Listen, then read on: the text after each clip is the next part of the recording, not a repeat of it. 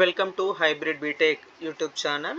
నేను మీ Sivaprasad, assistant professor, EC department.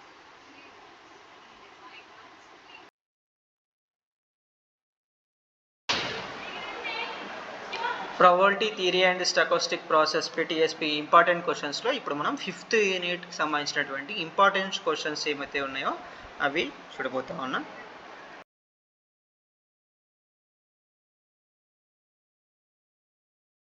Fifth యూనిట్లో short answer questions. First one, write short notes on different types of noise. How many types of noise are there? ఈ మీరు syllabus ఒకసారి observe చేస్తే నాయిస్కి సంబంధించిన questions అన్నీ కూడా ఈ 5th యూనిట్లో మీకు కనిపిస్తాయి. అన్నీ కూడా షార్ట్ ఆన్సర్ క్వశ్చన్సే, అన్నీ కూడా 3 మార్క్స్ క్వశ్చన్స్ కానీ అడుగుతూ ఉంటాడు. ఇక్కడ దీంట్లో మెయిన్గా ఏదైతే ఉందో సెకండ్ క్వశ్చన్ ఇక్కడ మనకు కనిపిస్తూ ఉంది కదా. Second question, what is thermal noise, how it is quantified, right short ఉంది కదా.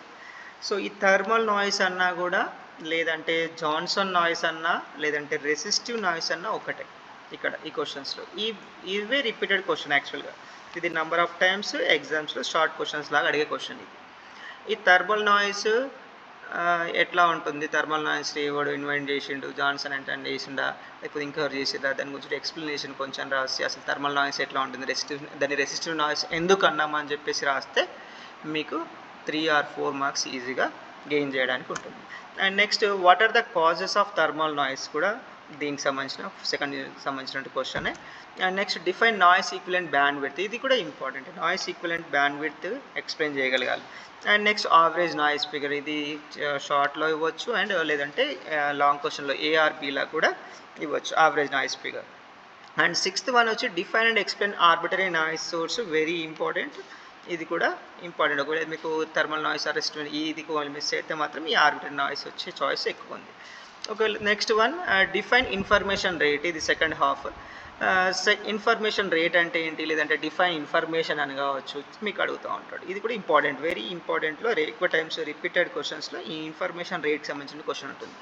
And next, define and explain entropy. ఎంట్రోపీకి సంబంధించిన డెఫినేషన్ మ్యాక్సిమం అడగకపోవచ్చు, బట్ ఎంట్రోపీ ఫార్ములా ఉంటుంది. ఆ ఫార్ములాస్ బేస్ చేసుకొని హఫ్మ్యాన్ కోడింగ్ కావచ్చు, షనన్ ఫానో కోడింగ్ కావచ్చు, అట్లాంటి కోడింగ్స్ ఎక్కువ మటుకు ఎగ్జామ్స్లో అడుగుతూ ఉంటాడు. అది వెరీ ఇంపార్టెంట్, అందుకే ఇది వెరీ ఇంపార్టెంట్. ఒకవేళ డెఫినేషన్ అడిగినా మీరు ఆ ఈక్వేషన్ సబ్స్టిట్యూట్ చేసి దాన్ని ఎక్స్ప్లెయిన్ చేస్తే సరిపోయింది. అండ్ నెక్స్ట్, మ్యూచువల్ ఇన్ఫర్మేషన్ అంటే ఏంటి, దాన్ని కూడా ఎక్స్ప్లెనేషన్ అడిగితే అడగవచ్చు. అండ్ నెక్స్ట్, 10th మీలో మీకు చిన్న ప్రాబ్లం కూడా ఉంది. ఒకవేళ ఎగ్జామ్స్లో షార్ట్లో ఇవ్వాలనుకుంటే చిన్న చిన్న ప్రాబ్లమ్స్ కూడా ఇవ్వచ్చు, అందుకని ఇక్కడ మెన్షన్ జరిగింది. An amplifier has a input resistance 200 ohms and equivalent input noise temperature 4000 K. Find the noise figure. అంటే నాయిస్ ఫిగర్కి సంబంధించిన క్వశ్చన్ ఇది. ఇక్కడ ఒకవేళ మీరు క్వశ్చన్ డెఫినేషన్ లాగా అడగకపోయినా నాయిస్ ఫిగర్ అంటే ఏంటి, దాన్ని ఫైండ్ ది నాయిస్ ఫిగర్ అని చెప్పేసి కూడా అడగవచ్చు. ఈ టైప్ ఆఫ్ షార్ట్ క్వశ్చన్స్ కూడా ప్రాబ్లమ్స్లో ఇవ్వడానికి చాయిస్ ఉంటుంది. అండ్ నెక్స్ట్ 5th యూనిట్లోనే లాంగ్ ఆన్సర్ క్వశ్చన్స్కి ఒకసారి వెళ్తే, explain the concept of effective noise temperature. Effective noise temperature అంటే ఏంటి, ఎట్లా ఉంటుంది అని చెప్పేసి ఇది జనరల్గా మీకు అడిగే క్వశ్చన్స్లో ఇది కనిపిస్తుంది. Next, derive the mathematical description of noise figure. ఇందాక చెప్పినాం కదా నాయిస్ ఫిగర్ అంటే ఏంటి, దాని ఫార్ములా ఏంటి, అది ఎట్లా ప్రాబ్లమ్ ఎట్లా సాల్వ్ చేస్తారు, అవన్నీ కూడా మ్యాథమెటికల్ ఎక్స్పెక్టేషన్ ఏంటి, డిస్క్రిప్షన్ ఏంటి, ఇది కూడా వెరీ ఇంపార్టెంట్లో ఇది ఒకటి ఈ 2 కూడా important. And next, explain the Huffman coding. ఇక అన్నీ కాదు, నాయిస్ ఫిగర్ కాదు, మ్యాథమెటికల్ ఎక్స్ప్రెషన్, టెంపరేచర్ కాదు, ఏది కాదు అనుకున్నప్పుడు మీకు సింపుల్గా ఒకవేళ ఎగ్జామ్స్లో అడగాలనుకుంటే explain about the Huffman coding అని అడగవచ్చు. హఫ్మ్యాన్ కోడింగ్ అంటే ఏంటి, ఆ ప్రొసీజర్ ఏంటి, అండ్ కోడ్ ఇంప్లిమెంటేషన్ ఎట్లా చేయాలి, గివ్ అన్ ఎగ్జాంపుల్ అని కూడా అడగవచ్చు. ఇక మీరు ఓన్గా ఒకవేళ క్వశ్చన్ మీకు తెలిసిన ఈ హఫ్మ్యాన్ కోడింగ్ తెలుసుకుంటే మీరే కొన్ని ఓన్గా అనుకొని ఈ హఫ్మ్యాన్ కోడింగ్ని స్టెప్ బై స్టెప్ 5 స్టెప్స్ 6 స్టెప్స్లా దాంట్లో స్టెప్ బై స్టెప్ ఎక్స్ప్లెయిన్ చేస్తే సరిపోతుంది. ఒకవేళ ఎగ్జామ్లో సింపుల్గా అడగాలనుకుంటే మాత్రం ఈ హఫ్మ్యాన్ కోడింగ్ మాత్రం అడగవచ్చు.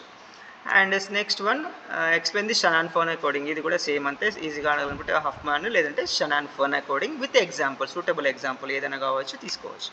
And next, explain the trade off between bandwidth and SNR. ఇది కూడా ఇంపార్టెంట్ క్వశ్చనే, ఎక్కువ టైమ్స్ రిపీట్ అవ్వచ్చు. అయ్యే క్వశ్చన్స్లో ఇది కూడా ఉంటుంది, కొంచెం టఫ్గా అనుకుంటే ఇది వచ్చు.